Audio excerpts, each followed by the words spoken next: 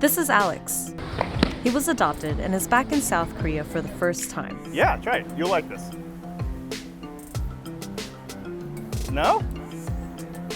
Alex was born here, but was adopted 6 months later by Michelle and Steve Hoffman of Massachusetts.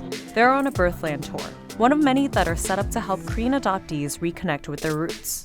Today, nearly 1 in 10 Korean Americans are adopted. And adoption from this small nation has continued uninterrupted since its start over 50 years ago. So why have more Koreans been adopted to the US than any other country? How are American soldiers at the root of this phenomenon? And what's it like to return to a country you've never known? They come to Korea and they first see, hey, everyone looks like me, but in a way, you also don't look like the person next to you. We do stick out. On board is a happy little Korean orphan. He's got a new home in America, and he's got new parents, too. Before we traveled together to South Korea, Alex's family welcomed me into their home outside of Boston. This wall. This wall is Alex. Where I got a glimpse into the world of a teenage tinkerer and Nerf gun hacker. I took it apart first, took everything out, painted it all. Alex lives here with his adoptive parents and his older sister, Julia. This is my dog, Perry. Hi, Perry. He doesn't talk. Alex just turned 13 and is set up having a bar mitzvah party with his Jewish family. Alex asked his parents for a trip back to Korea. What are you looking forward to most in Korea? Definitely the snacks, like wafers The wafers. with like strawberry in between them. There's instant ramen. Nice. Alex has always known that he was adopted. He has his birth mom, he has his foster mom, he has his American mom. He came out of kindergarten the very first day and he was with a friend, Bridget. She goes, "Hi, I'm Bridget. I have 2 mommies." And Alex goes, "Yeah, and I have 3.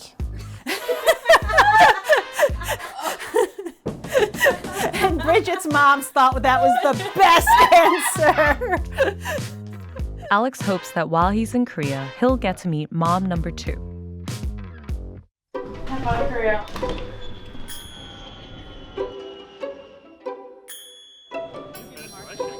Anything look familiar?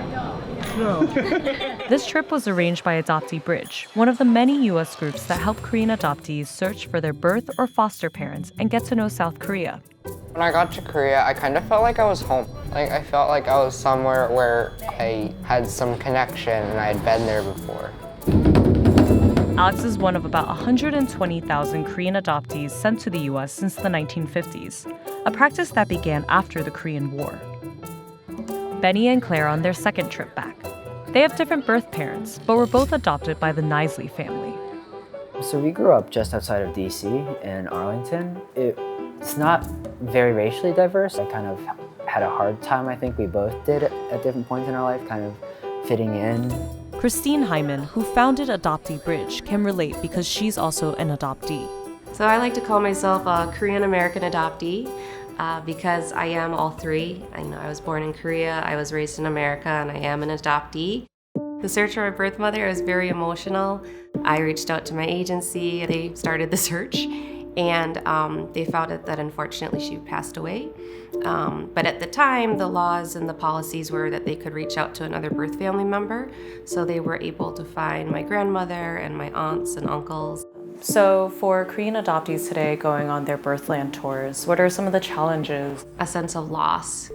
They come to Korea and they first see, hey, everyone looks like me, but in a way, you also don't look like the person next to you. We do stick out. There's the definite loss of language. They're going to a market and they're with maybe their mom or their dad, who's Caucasian. Yes. Handsome boy. And the store owner thinks that they're the interpreter. 어디? No. 아메리카? Yes. 아메리카? America. And then the adoptee, they have to pause and they have to answer in English. I'd rather get like things that I recognize. Things you recognize? Okay. And for some adoptees, it's anything from a sense of shame. Some laugh it off. Some get very angry. Recognize like from home or like from your snack box? Both. That like I've had and I know I like. I'll try something. No idea what it is, but it's really good. Check it out, Alex. I could go to culture camps, and while my parents could introduce Korean food and language, Not like anything I've ever had. Sweet. it's not the same as being assimilated into that culture. And being here in Korea, it is that reminder to me that I didn't grow up in that culture. Looks like you're eating Thanos. Try it. Just the pancake part. No. No, I'm good. No? Okay. I'm not going to have the mannerisms. I'm not going to have the accent. I don't live and breathe Korea. It just feels like, it kind of feels foreign. Just like not understanding what anybody says ever. For all I know, they could be looking at us and being like, whoa, why is there 2 white parents and 1 Asian kid? How does that work? For some adoptees, they realize that unfortunately they'll never be able to meet their birth family. For me, I walk around Seoul just thinking, is that man on the subway my birth father? And I know for some adoptees that I've talked to, they think the same thing. You know, adoption's trauma. We didn't take him away, but Alex was taken away from his birth culture, from his birth family, all these different things, and we need to acknowledge that from the start, that's something that we can't fix. I know that adoptees have a higher suicide rate than non-adoptees, and that a lot of that goes back to an internalized depression and anxiety over not understanding where they fit in. You know, there's been 50 years of Korean adoptees. All we need to do is listen to them. South Korea's adoption program began after the Korean War, and it was directly related to children coming from the relationships between Korean women and GI soldiers. The Korean War was a devastating conflict and complicated interplay of foreign powers that we won't unpack in this video. But here's how it relates to Korean adoption. The US had 2 million soldiers serving in Korea during the war, and many of them used Korean women for sex. This led to thousands of mixed-race babies. What is the push factor from Korea that leads to adoptions abroad? So at the time of the beginning of Korean adoption, it was, well, let's find them a home in the United States, Australia, abroad, because they won't be able to assimilate in Korean society, just because Koreans are so proud of their bloodline and their heritage. It wasn't just mixed-race babies. Even fully Korean kids had trouble getting adopted because of the value put on bloodlines. And a strong stigma against single mothers led many to give up their kids. This led to a cycle of dependency on international adoption. At the same time, Christian groups encouraged Americans to save these babies by bringing them to the States. On board is a happy little Korean orphan. He's got his passport, he's got a new home in America, and he's got new parents, too. International adoption from South Korea became so big and so easy that by the 80s, the country was raking in up to $20 million a year. And the adoption agencies weren't always following the rules.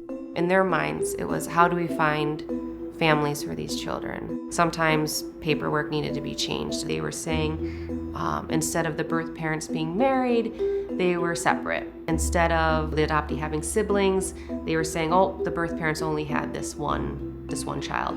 In some cases, children were taken away from their parents by family members and given up for adoption without the parents' consent.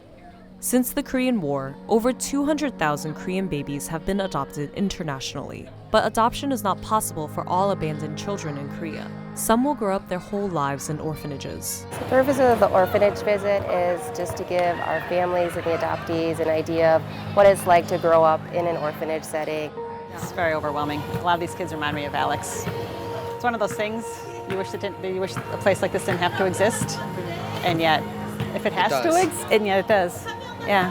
I love that Alex is part of our family, and I love that we adopted Alex, and I also wish that Alex didn't need to have been adopted. Many of these children don't have records that trace them back to their parents. But for some adoptees, like Benny, reaching out to their birth family is still a possibility. So I get the opportunity to go and to meet my birth mother for the first time in 18 years. I'm a bit nervous, but I think it's good nerves, and I think that like the whole point of me kind of going on this trip and reaching out to her, it was to kind of let her know that I'm happy and healthy, and I've got great parents, got a happy little sister that drives me insane sometimes, but that my life has been great. Alex isn't able to meet his birth mom on this trip because the agency couldn't get in touch with her, but he is meeting up with his foster mom, who cared for him for the first 6 months of his life.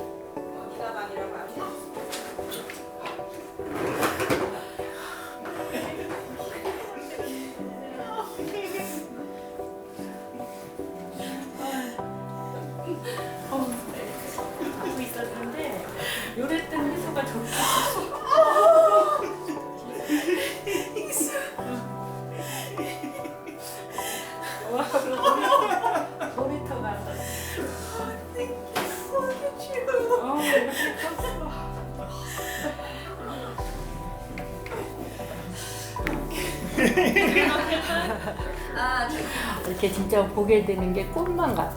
It's like a dream to see him. It is our dream to meet you. This was his first bath home. I do not look happy. Here he's eating Korean food. Korean food? What was it? bulgogi. 불고기.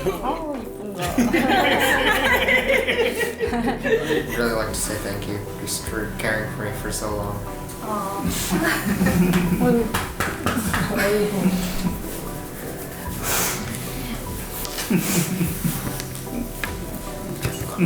Do you want to take a picture? Yes, please. You would give 3 moms. Oh yeah!